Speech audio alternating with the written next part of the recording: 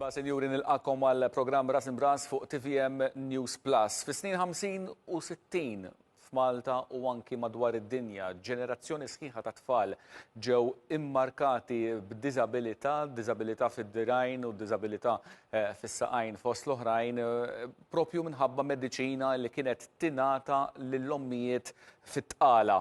Il-mediċina kien jisimha thalidomide. Madwar id-dinja għaddejjin kampanji sħaħ biex issir ġustizzja. Illum Ras Imbras ma' Anatol Baldacchino illi f'Malta qed imexxi.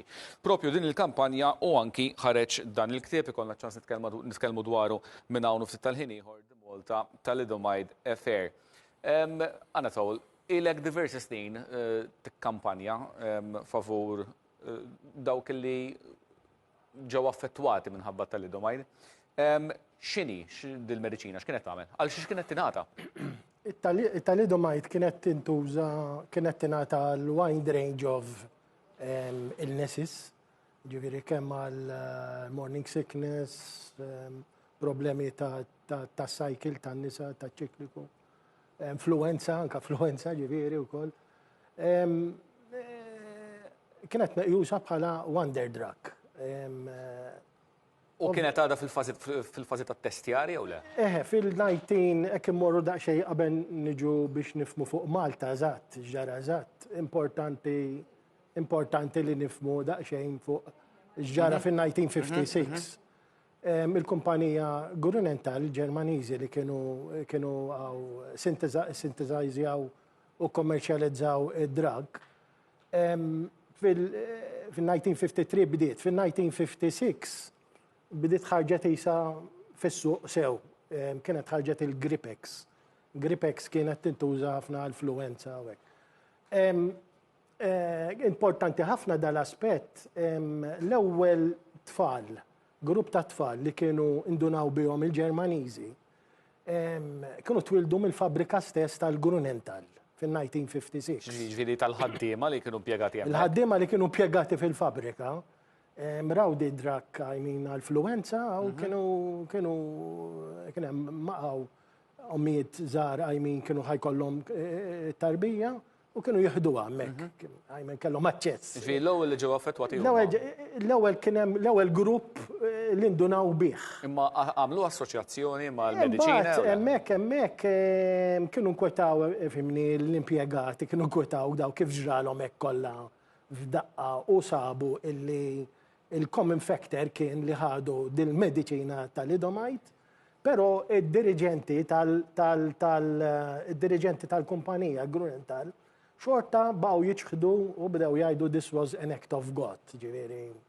Di m'għandax taqsam xejn mad-drug. Hemmhekk importanti dak il-fażi, importanti għax hemmhekk ħafna anke akademiċi isostnu illi hemmhekk kellhom tiġi indikazzjoni tajba l-Ġermaniżi biex iwaffqu d-drug. Suppost xalet il-bozza l-ħamra. Hemmhekk xalet il-bozza l-ħamra. Imma x'għamlu? Ġermaniżi kienu ġejjin ovvjament minn wara l-gwerra, dak l-aspett ekonomiku, ituqum ridu jkabru l-industrija, ridu jkabru l-kummerċ, u sabu d-drug li kellha potenzjal enormi mill-aspett ta' profitti. Li ġara mbagħad fil-56 dan qabżu għal-57 l-Ingliżi qabel ma niġu għal Malta. Fil-57 daħlu fix-xena distillers l-Ingliżi. L-Ingliżi għamlu agreement mal-Ġermaniżi u biex ituhom il-liċenzja biex ikunu jistgħu bijawha fil-Commonwealth countries u l-pajjiżi tagħhom assoċjati. Malta ma kellhomx, distillers ma kellhomx liċenzja biex ibijaw id-dragga u Malta. Pero xorta, peress li d-distillers kellhom esperjenza u kuntatti mill-passat fejn jidħlu l-spirits u hekk, ħassew li kellhom jisetgħu idaħlu easily d-drag. U daħlet d-drag għaw Malta. Kif spiċċat għaw Malta. Ġek spiċċat ġifieri il-flow mill-Ġermanja l-Ingilterra mbagħad Malta. Biex anka telespettaturi jifhmu. Meta il-bozza l-ħamra xalet il-Ġermanja mill-ewwel, però baqgħet tinbieħ. Pajjiżi oħrajn ma ndunawx, ma ħadux azzjoni mill-ewwel? 57 kienu għadhom fil-bidu, 58 Malta mbagħad kellna ġifieri għandna kil-57-58 diġà kien hawn. Kien hemm dak it-taqlib politiku le wkoll. Kien hemm it-taqlib politiku Malta fil-58 meta kien hemm il-failed integration proposal, hemmhekk kien spiċċa l-Gvern Malta fil-58. Hemmhekk kellna 4 snin bejn il-58 u l-62. Ġejn jattajt, eżu kien hemm vojt politiku fejn il-Maltin ma kinux jittieħdu d-deċiżjonijiet u ma kienu qed jieħdu d-deċiżjonijiet l-Ingliżi u dil-mediċina spiċċat fis-suq. L-Ingliżi gvernatur dak iż-żmien kien l-ewwel ma għamel kien għamel suspended constitution. Issospenda l-Kostituzzjoni, kontrolla kollox, il-heads kullum kien sptarijiet u kullum kien l-Ingliżi. Fil-58 oħra wkoll li ħarġet ukoll fil-ktieb fir-riċerka Malta ntużat bħala Overseas Test Center.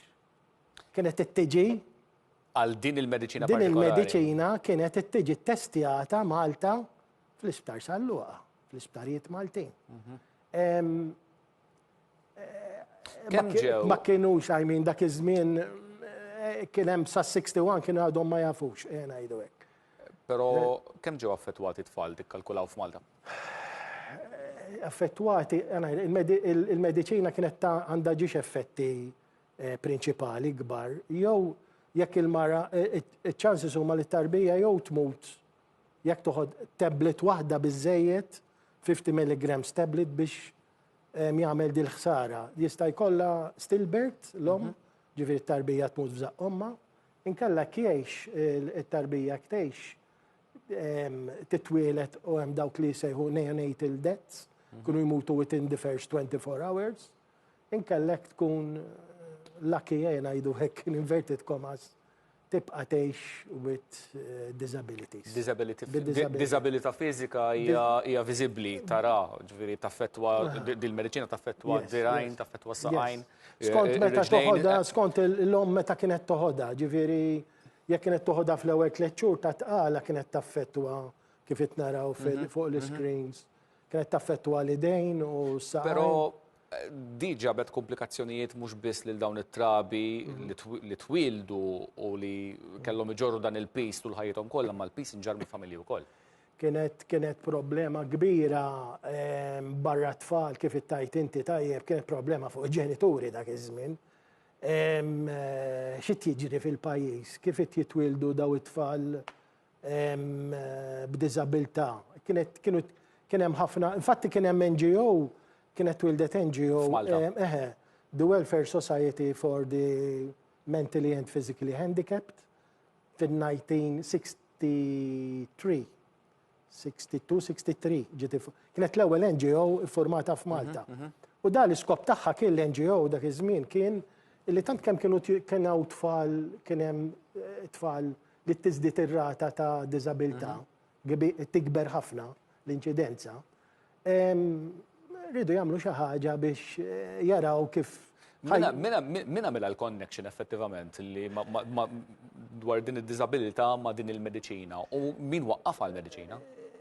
Ġifieri min għamel il-connection bejn il-fatt li l-ommijiet qed jieħdu din-mediċina allura qed tirriżulta f'dissatisfazzjoni. Dak iż-żmien kienet ftit nies hawn Malta li kienu jafu eżattament illi xi tikkaġuna dil-mediċina kienu ftit at the very top. Infatti, hekk tara in-1962 meta kellna l-gvern l-ewwel darba tella fi frar ta' 62, il-Prim Ministru ta' dik iż-żmien, George Borch Olivier, meta kien jagħti press conference fil-Ingilterra, meta kien titħattu fuq l-indipendenza ta' Malta. Imma kiena ta' fil-bidu. Hemmhekk isemmi il-Prim Ministru, isma' barra l-problemi tal-unemployment u daw il-problemi tal-redundancies, għandna problemi oħra kbar. Kien semmija l-Prim Ministru. Però ma semmijiex mhux mod dirett. Ma mitsemmijiex mod dirett. George Borch Olivier semmija. Però min kien naġenajlek at the top kien jaf xit jiġri u ma jiġrix. L-iżbal li saru huwa li fin-1961 ġiet band internazzjonalment.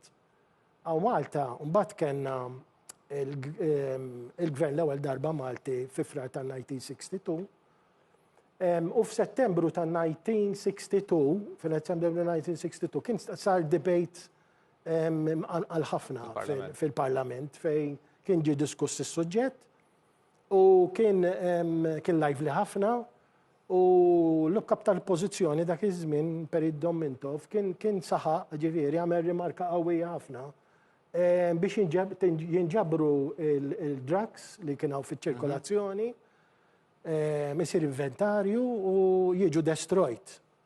Sfortunatament ma sar jiġi din.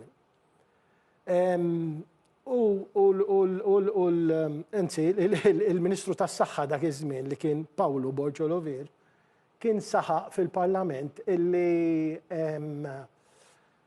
id-drak, il-technical advice li għandna, id-drak li tista' tibqa' tintuża.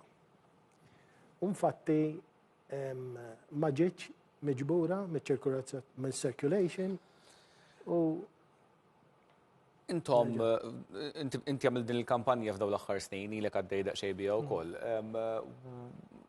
Bdejtu din il-kampanja u l-gvern wetkom kumpens ukoll. Għal-kumpens għamiltuha? Għanajlek, il-survivors jiena tkellimt magħhom ħafna drabi ġifieri, nitkellem one to one. Hemm consensus between the survivors. Jien naħseb it's not a question of li tniġru wara l-flus, kumpens. Jista' jkun il-pubbliku jaħseb isma' wara da żmien kollu issa tiġru wara l-flus. Okay, il-kumpens jgħin biex itaffi id-dbatijiet illi għaddew minnhom is-survivors u ovvjament dawn issa għalqu missu ma' 60 sena u l-fuq u ġifieri qegħdin fi-stat illi is-saħħa tagħhom tista' tiddeteriora iżjed. Allura dal-kumpens jista' jkun jgħinhom biex jgħixu ħajja aħjar. Però over and above this, survivors l-iktar oġġett għal-qalbhom kienet l-apoloġija.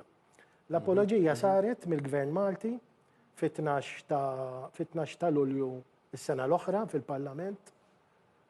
Ma dantx ġiet pubbliċizzata, but saret fil-Parlament. Jien kont preżenti wkoll ġifieri.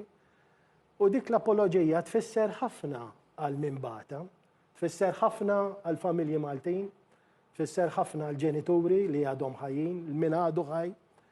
Għax dik hija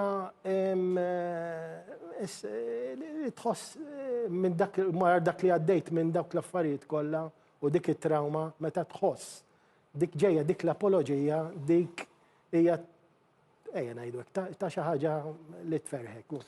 Bħal ma għamiltu intom. Però bħal solin interrompik ukoll sar wara Malta. Għadda kif saret. Hemmhekk kont se nġibek, ġifieri saret apoloġija l-Awstralja. Saret apoloġija l-Awstralja. Però f'pajjiżi oħrajn saru kampanji bħal tagħkom. Pereżempju l-Unjoni Ewropea tista' tagħmel xi ħaġa?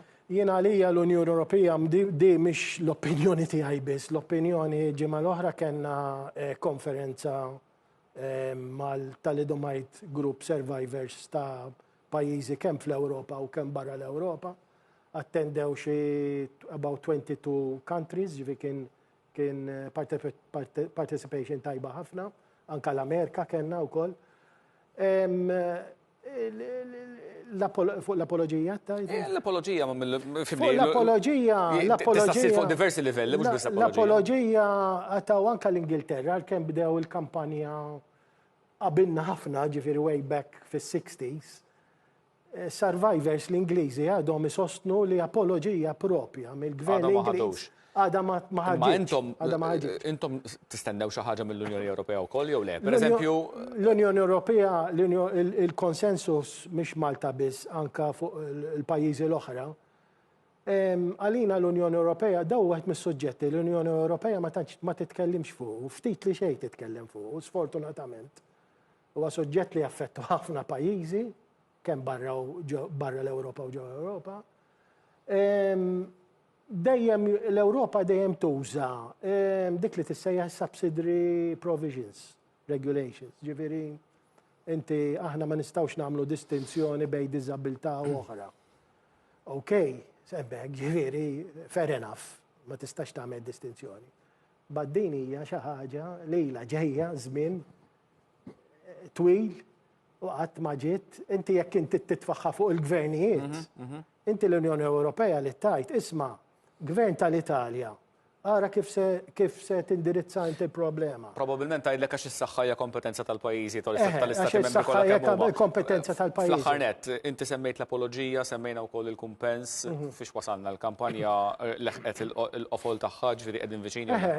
Il-proċess issa qegħdin survivors, l-alleged survivors li huma alleged survivors qed jgħaddu minn proċess ta' medical board għaw Malta, minn speċjalizzati fis-setturi tagħhom, huwa proċess huwa rigorus u issa nistennew minn mument tal-ieħor l-eżitu riżultati ta' dan kollu. Għana tolba l-dakino, grazzi ħafna tal-li kont maħna waqt il-program Ras Imbras. Nirritornaw nhar it-tnejn li ġej fit-3 ta' nofsinhar live, program imtenni wkoll fis-6 u nofs, issibuna wkoll fuq Facebook u fuq YouTube. Insemmilkom.